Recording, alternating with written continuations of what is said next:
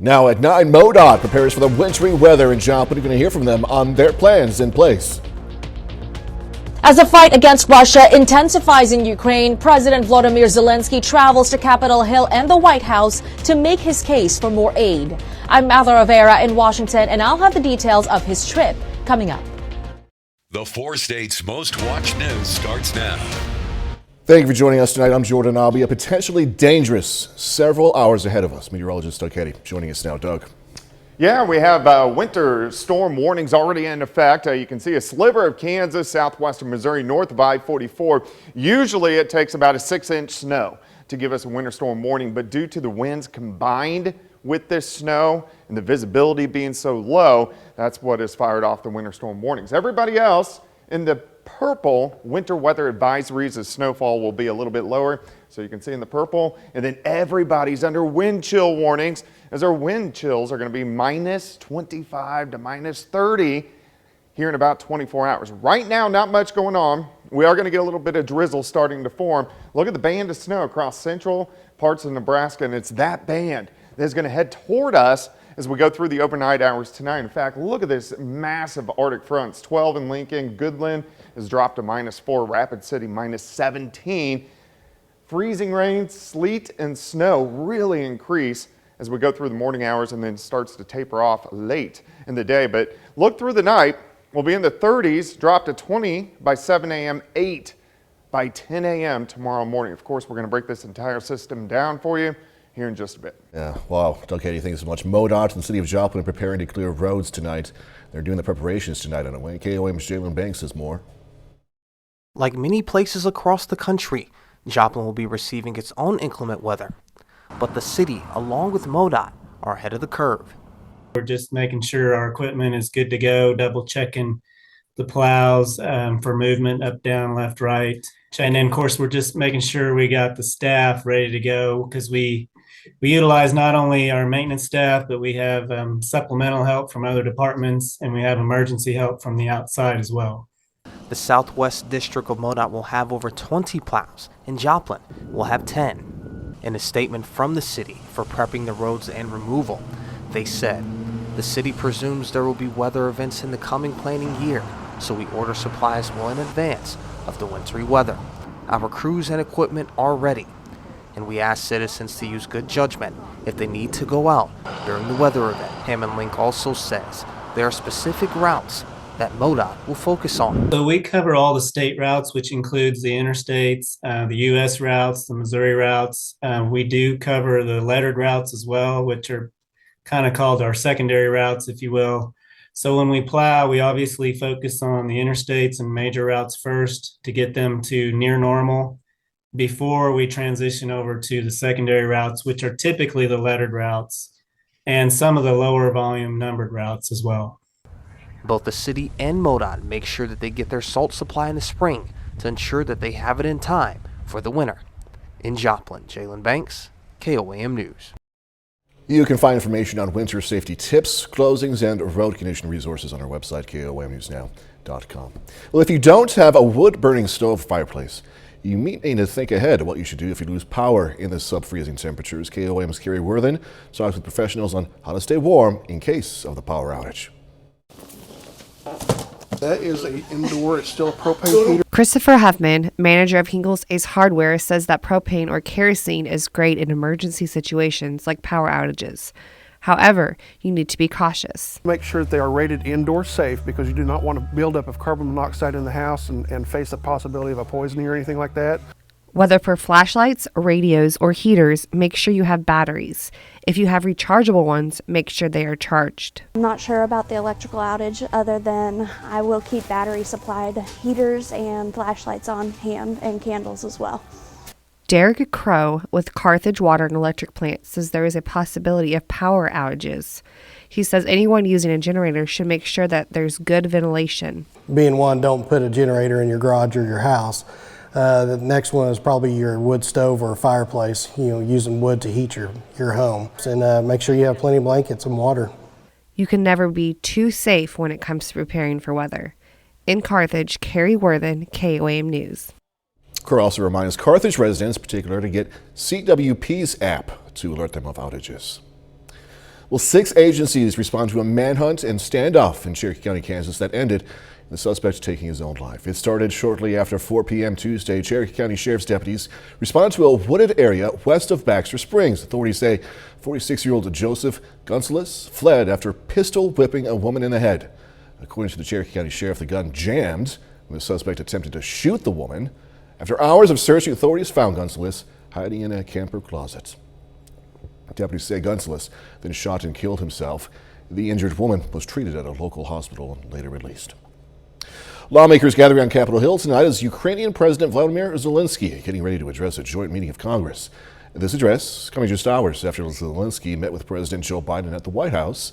Fox News correspondent Madeline Rivera has more from D.C. Under tight security and with the eyes of the world on him, Ukrainian President Volodymyr Zelensky arrives to Washington to make his case for why more aid is needed in Ukraine's war against Russia. All the appreciation to you, first of all, Mr. President, for your big support and leadership. President Zelensky started his visit to the U.S. with a rare in-person meeting with President Biden, just hours ahead of his address to a joint meeting of Congress. Zelensky is making a case for why the U.S. needs to continue helping Ukraine. President Zelensky, the United States stands with the brave people of Ukraine. We stand with you. He's been a great leader. Zelensky's visit comes at a crucial moment on Capitol Hill. Congress is currently weighing whether or not to approve a massive spending bill that includes some $45 billion earmarked for Ukraine. The Biden administration, however, isn't waiting. Early Wednesday, they announced another $1.8 billion military aid package, including funding for Patriot missile defense systems, which would likely require U.S. troops to train Ukrainian forces on how to use. Helping equip our friends in Eastern Europe to win this war is also a direct investment in reducing Putin's future capabilities to menace American, threaten our allies, and contest our core interests. Russia is already condemning the move, saying it will only increase tensions in Eastern Europe. All this, of course, leads to an aggravation of the conflict, and in fact does not bode well for Ukraine. Russia also announced Wednesday it plans to expand its forces by at least 500,000 soldiers in the coming months. In Washington, Madeline Rivera, Fox News. KOAM News at 9 and Fox 14 takes this time to honor another four-state hero. Jesse Sessions served in the U.S. Army from 1966 to 68. The Orinoco, Missouri native served in the 1st Cavalry. We are proud to thank Hanson Specialist 4th Class Jesse Sessions is tonight's four-state hero. Coming up, problem only getting worse. The children's medication shortage reaching a crisis point as the triple-demic of COVID, flu, and RSV continues. I'm Alexis McAdams in New York. I'll have those details coming up next.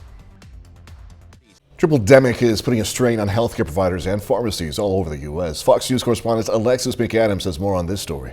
The Biden administration says it will release doses of prescription flu medicine from the Strategic National Stockpile, making millions of treatments available. It comes at a critical time as hospitals across the country are being hit hard with a spike in flu, COVID, and RSV cases. And even though the winter season is far from over, almost every state is already reporting high numbers of flu cases. According to the CDC, at least 15 million people have been infected with the flu, which has led to more than 150,000 hospitalizations and at least 9,000 deaths. In the ERs, you have hallway patients, which there aren't enough rooms to house the patients coming in. So we open up corridors in the hallways. As hospitals deal with triple-demic patients, an overwhelming need for children's pain relievers and fever reducers has left the over-the-counter shelves empty. No one was forecasting the spike in demand that we've seen in the last few months. The demand for medication like Tylenol and Motrin forcing big stores like CVS and Walgreens to put strict limits on the purchase of children's pain relief products. For parents, that shortage could not have come at a worse time. My daughter has, since I want to say December 10th, been sick with various things, and most recently an ear infection. So it's, convenient to be able to just pick up something. So when you run out or you're only limited, you're kind of risking the chance of what if they get sick. Health experts say if you can't find your go-to brand, you can look for a generic version of the medication. Reporting in New York, I'm Alexis McAdams, Fox News. Doug is next with a complete look at the forecast a bit later. A former Joplin High School football standout finding a new home at the collegiate level. We're going to have those details, of course, in sports.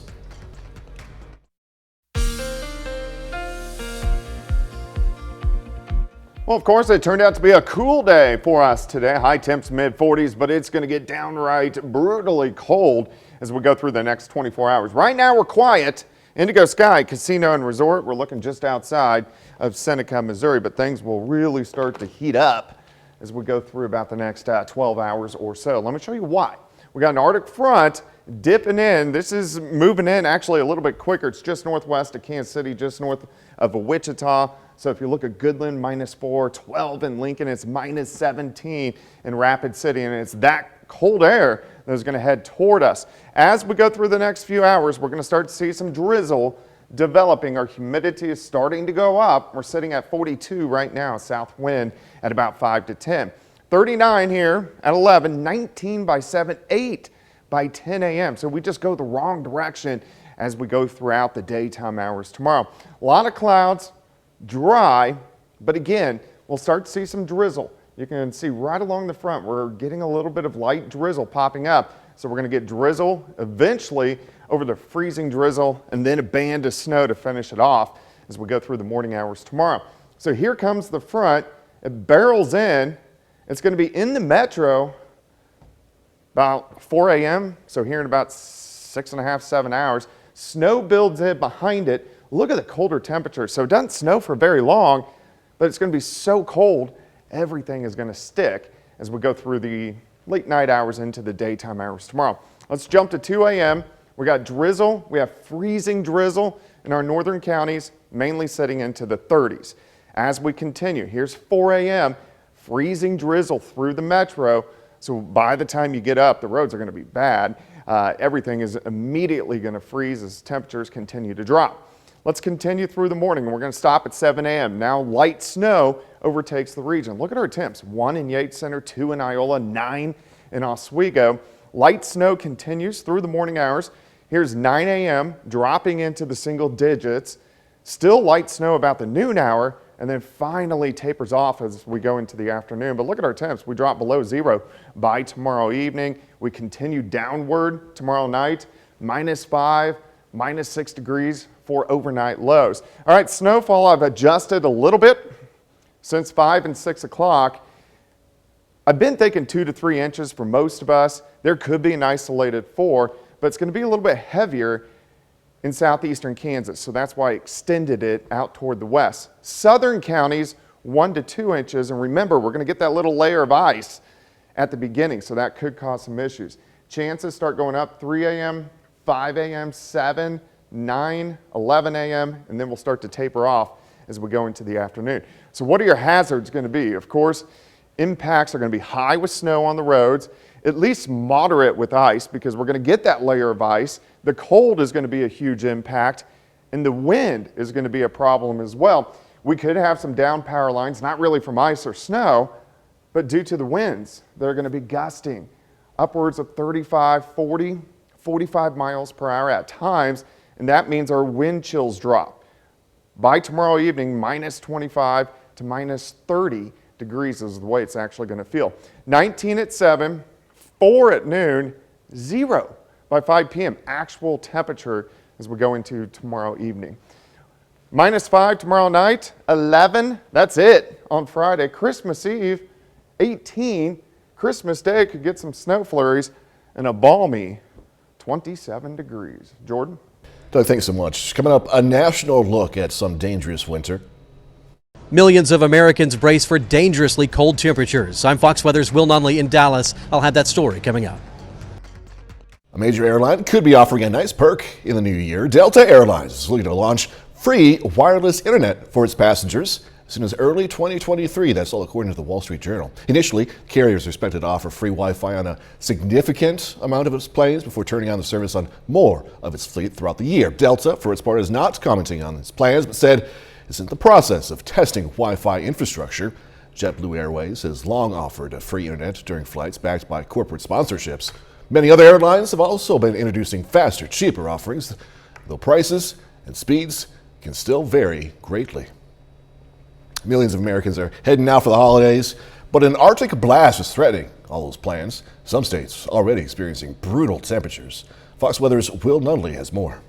Freezing cold temperatures are settling in across the country, putting millions of people under weather alerts. Parts of the northern plains and Midwest began seeing snow on Wednesday afternoon. Forecasters expect wind chills to drop as low as 70 degrees below zero. Across the region, emergency shelters have opened for people in need of food or warmth. Local officials urge folks to stay inside, warning frostbite can happen within minutes. If you have to be outdoors, it is important to wear loose, layered, warm clothes. Keep your head, hands, and feet covered when outdoors and watch for signs of frostbite. By the weekend, the bitter cold will stretch as far south as Florida. Here in Texas, the state's power grid will face a major test nearly 2 years after a historic freeze knocked out power to millions of customers. The grid is ready and reliable. We expect to have sufficient generation to meet demand throughout this entire winter weather event. The brutal conditions are hitting in the middle of a busy holiday travel season. Some major airports are already reporting delays and cancellations. Airlines expect more disruptions in the coming days as crews work to de-ice planes and clear runways. Folks across the country have been scrambling to get out on earlier flights. We ended up rescheduling and getting everything figured out. Sounds like every single hour counts in trying to figure out when you're going to get home. Officials urge people to have emergency kits at the ready, especially if you have to go outside. In Dallas, Texas, Will Nunley, Fox Weather. Next, kids' toys makers very thankful for a rise in sales thanks to adults buying those toys for themselves. Toy industry is booming thanks to adults buying toys for themselves. Now, let me explain, okay? So-called kid-adult group is responsible for 25% of all toy sales yearly and is the biggest source of growth for the industry. That's according to market research company NDP Group. Adults are buying toys that bring back childhood memories, like superheroes, cartoons and collectibles. Major toy manufacturers are taking notice. Lego created a set featuring characters from the hit sitcom The Office. And Build-A-Bear launched a website called Bear Cave for adults. Now, I know what you're thinking. Okay, let's talk about the elephant in the room. This story could have easily gone one of two ways. All right? One of two ways, I know. But we are talking about kids, toys, makers. All right? We're keeping it G-rated. 30 more minutes of news, weather, and sports coming away. Going to revisit a 31-year-old missing person case in southeast Kansas and hear if police have any leads. Plus, going to tell you why this bowling event also served as a reunion between dads and their children. After 31 years, Cherokee County, Kansas authorities are still searching for Carol Sullins. KOAM's Amber Jenkins spoke to Carol's loved ones and Sheriff Groves about efforts to find answers. Carol Sullins went missing on August 31st, 1991 from her job in Galena, Kansas. She was 18 years old. Her family is still looking for answers. I think more than anything, I regret that she didn't get to grow up with us and get to meet the additions to the families that we've all had. Somehow we've had to move on, and unfortunately for her, she hasn't. Despite yearning for closure, the family still remembers Carol's fiery personality. Carol had that free spirit. Bubbly. She was just, all over the place. She was funny. She was charismatic. She was a hoot. She was fun. The Cherokee County Sheriff Office is still leading the charge for closure. Who was involved with her disappearance isn't necessarily what we're seeking information on, but we are seeking information on her remains, and mainly to provide closure to her family. And again, there is a $30,000 reward for information that leads to Carol's remains. Sheriff Groves is hopeful answers are found as technology advances. As time goes by, technology advances, and so we're currently working with an organization that we're hoping to get our hands on a piece of equipment that might aid in our ability to search some areas. After 31 years of searching for Carol, hope keeps her loved ones afloat. Hope is a lot of things. Yeah, you know, what do we hope for? You know, do we hope she comes home alive? Yeah. Do we hope that she's out there somewhere and not known? Yes. Reality, we don't believe so. We just hope we could have closure. Reporting in Cherokee County, Amber Jenkins, KOAM News. December 23rd is Carol's 50th birthday. Her loved ones still gather at her last known location to remember her bright spirit. Well, a lot of toys are going around the Christmas tree at Joplin's Ronald McDonald House. Freeman Auxiliary volunteers delivered the donations to spread a little cheer to the families who stay there. We find it an honor and a privilege to give back to the Ronald McDonald House during some of the most vulnerable and difficult times that our patients are going through. And because Ronald McDonald House does so much for our patients and families, we find it to be an honor to give back to them. Ronald McDonald House provides shelter for families of hospitalized children. Economic Security Corporation of Southwest Missouri is helping area seniors and pets. They visited the Area Agency on Aging, presenting pet supplies for volunteers to take with them when they deliver Meals on Wheels to seniors. Well, that's the right thing to do, number one. These pets for seniors, they're not just pets, they're family. And so, I mean, I know how I feel about my own pet, and so you want them to be happy as well. Area Agency on Aging is located at 531 East 15th Street in Joplin. A special time that happens today between dads and their kids. The Alliance of Southwest Missouri sponsored a bowling event for the dads who are in Alliance's Good Dads class. Oh, some of these dads have been away from their kiddos for a long time because of substance abuse, criminal issues. I'm blessed in the role that I get to be a part as a facilitator. And every day we have sharing sessions. Guys get to come in. Hey, I'm getting more business with my kid. Hey, I'm getting my kids back. You know, I'm doing this and doing that. And it's real exciting to watch. You know, these guys are stepping up and taking a big role. Around 50 dads and kids enjoyed this special time together. A bit later, going into overtime. Lifting Title 42 has been delayed for now, but it's all up to the Supreme Court. I'm Lauren Blanchard in Washington. Meanwhile, the White House says they do want the policy to be lifted, but not until after Christmas.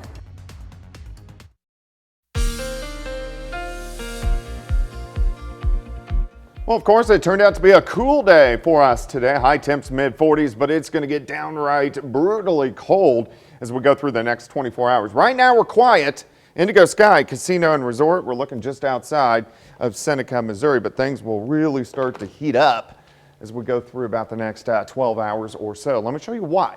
We got an Arctic front dipping in. This is moving in actually a little bit quicker. It's just northwest of Kansas City, just north of Wichita. So if you look at Goodland, -4, 12 in Lincoln, it's -17 in Rapid City, and it's that cold air that is going to head toward us. As we go through the next few hours, we're going to start to see some drizzle developing. Our humidity is starting to go up. We're sitting at 42 right now, south wind at about 5 to 10.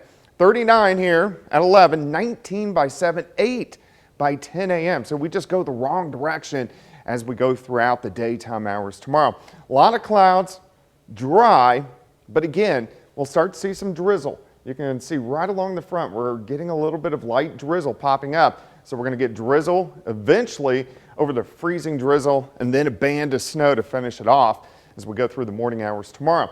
So here comes the front. It barrels in. It's going to be in the metro about 4 a.m. So here in about 6.5, 7 hours. Snow builds in behind it. Look at the colder temperature. So it doesn't snow for very long, but it's going to be so cold, everything is going to stick as we go through the late night hours into the daytime hours tomorrow. Let's jump to 2 a.m.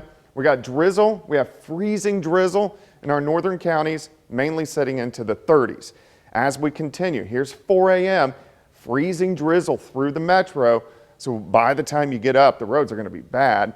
Everything is immediately going to freeze as temperatures continue to drop. Let's continue through the morning, and we're going to stop at 7 a.m. Now light snow overtakes the region. Look at our temps. 1 in Yates Center, 2 in Iola, 9 in Oswego. Light snow continues through the morning hours.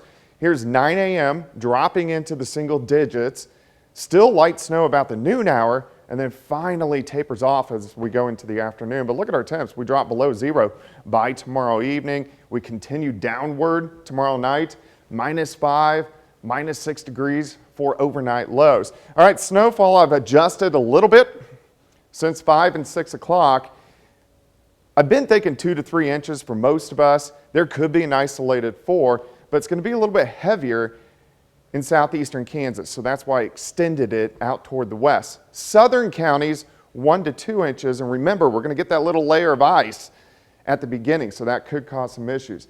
Chances start going up 3 a.m., 5 a.m., 7, 9, 11 a.m., and then we'll start to taper off as we go into the afternoon. So what are your hazards going to be? Of course, impacts are going to be high with snow on the roads, at least moderate with ice, because we're going to get that layer of ice. The cold is going to be a huge impact, and the wind is going to be a problem as well. We could have some down power lines, not really from ice or snow, but due to the winds that are going to be gusting upwards of 35, 40, 45 miles per hour at times, and that means our wind chills drop. By tomorrow evening, minus 25 to minus 30 degrees is the way it's actually going to feel. 19 at 7, 4 at noon, 0 by 5 p.m. Actual temperature as we go into tomorrow evening. Minus 5 tomorrow night, 11, that's it on Friday. Christmas Eve, 18. Christmas Day could get some snow flurries and a balmy 27 degrees. Jordan?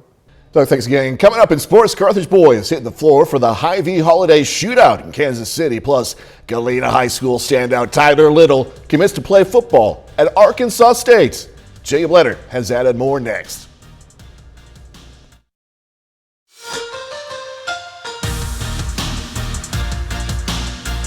The Carthage High School boys basketball team is in action this evening at the Hy-Vee Holiday Shootout in Kansas City. Carthage is 3-3 this season after falling to Parkview last time out. And tonight, they're facing a team out of Arkansas in the Van Buren Pointers. And that one is over. It was a really good one, but Carthage falls just short, 47-45. Clay Kinder and Max Templeman each scored 10 points for the Tigers. Carthage will be back in action next Tuesday, playing in the U.S. Bank Holiday Classic in Rolla, Missouri. At the college level, the Kansas State Wildcats 10-1 to start the season, hosting Radford today. Kansas State wins a good one, 73-65. Naquan Tomlin leads the way for the Wildcats with 26 points. Well, after 3 straight road games, the Kansas City Chiefs return home this weekend, facing the Seattle Seahawks. And the Chiefs are 11-3 heading into the weekend and have already clinched the AFC West title. On the other side, the Seahawks are an even 7-7 through 14 games this season. Although Kansas City has already locked up a division title, still got plenty to play for. The Chiefs are battling the Bills for the #1 seed in the AFC playoffs, so there's still a sense of urgency in the building. This is how I'm built. Even when it is wrapped up, let's say it didn't matter what we did in these 3 games in the positions, whatever it is. I still find it hard to back off because once you do that, and then all of a sudden you got to play in a playoff game. So I just think in this business it's a week-to-week thing, and guys need to approach it that way, and we as coaches need to get them to approach it that way. Put the blinders on. You know, what happened already doesn't mean anything. What's going to happen 2 or 3 weeks from now, we can't go there. Well, today is National Signing Day, and we have a few local guys moving on to big-time college programs, starting with former Webb City offensive lineman Landon Beebe. Beebe joining head coach Deion Sanders at Colorado to finish his college career. He spent the last 3 years at Missouri State, where he was a 3-time All-Conference player and a 2-time captain. In his high school career, Beebe was a 2-time All-State offensive lineman for Webb City, helped the Cards go 15-0 and claim the state title as a senior in 2017. Former Joplin High School standout wide receiver Zach Westmoreland signs today to join the football program at Southern Illinois. He spent the last 2 seasons at Eastern Michigan. In high school, dude was a monster. He was a 3-time All-State player for Joplin. Had a big-time senior year. Westmoreland had 1,600 yards and 21 touchdowns, helping the Eagles finish as state runner-up in 2019. Finally, Galena's Tyler Little commits to play tight end for Arkansas State today. Little's a 6'5", 240-pound multi-sport standout, earning All-State honors in both football and basketball. He did a little bit of everything for the Bulldogs this year with 357 receiving yards and 3 touchdowns, plus 937 rushing yards and 9 more scores on the ground. Now that's a look at sports. We're back with more news after this. The battle over lifting Title 42 is going into overtime as the Biden administration and Republican attorneys general wait for the Supreme Court to decide what to do over Title 42. Fox News correspondent Lauren Blanchard is in D.C. with more. Alongside Texas National Guard members, there are 23,000 agents amassing on the southern border, according to the White House. The administration is asking the Supreme Court, which has delayed lifting Title 42, to wait until after the long Christmas weekend so they have more time to get ready for an influx of migrants. So the federal government's been really a great partner to us to give us the resources that we need. So we are prepared whether Title 42 is lifted or not. Title 42 was supposed to be lifted midnight Wednesday, but 19 Republican state attorneys general made an emergency appeal to Supreme Court Chief Justice John Roberts to delay. In their response to the appeal, the administration admitted there will be some disruptions at the border, but that, quote, the solution to that immigration problem cannot be to extend indefinitely a public health measure that all now acknowledge has outlived its public health justification. Border Patrol advocates say lifting the order will encourage a rush at the southern border, where migrants have been gathering. According to Tennessee Republicans, Immigration and Customs Enforcement is planning to send single adult detainees across the country, including into their state, as the migrants await their immigration hearings. This is what happens when you do not abide by the rule of law, when you do not secure your border, when you do not have a plan.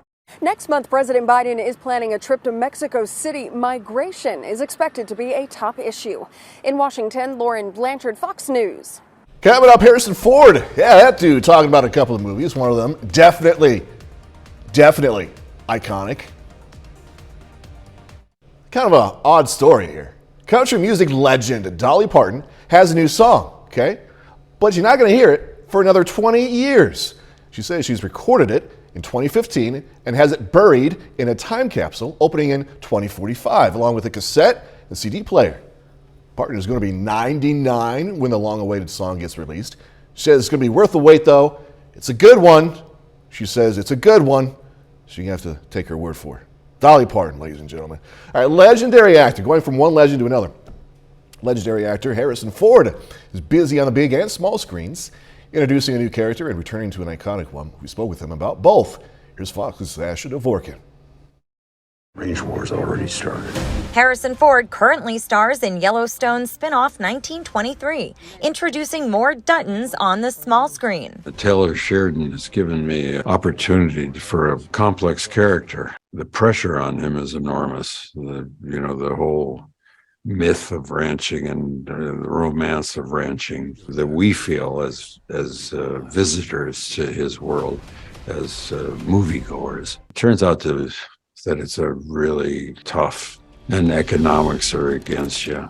Ford and Dame Helen Mirren lead the origin story. There's drought and there's competition for the grass from shepherds and sheep, and the whole way of life of the Dutton family. While joining this world, he's returning to an iconic one on the big screen. A trailer for Indiana Jones and the Dial of Destiny recently led to much fan excitement. How much it's meant to you to have that character as well, to have spent this much time with him and see the excitement for everyone when he comes back.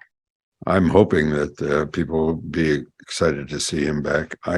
I really was ambitious to do one more film to see him at this time in his life, because I think it could present opportunities to round out the character a bit, add a degree of complexity to it, tell another great story, which we have, I think. Indiana Jones and the Dial of Destiny is in theaters June 30th, 2023. That's ranching for you. 1923 is streaming now on Paramount Plus. In Hollywood, Ashley Dvorkin, Fox News. He has definitely a one-of-a-kind voice, right? One-of-a-kind person. That's our time for tonight. Thanks so much for joining us. Going to leave you tonight with video of a gingerbread competition going on over in Sweden. Pretty impressive stuff. Be safe, especially tonight, okay? Tomorrow.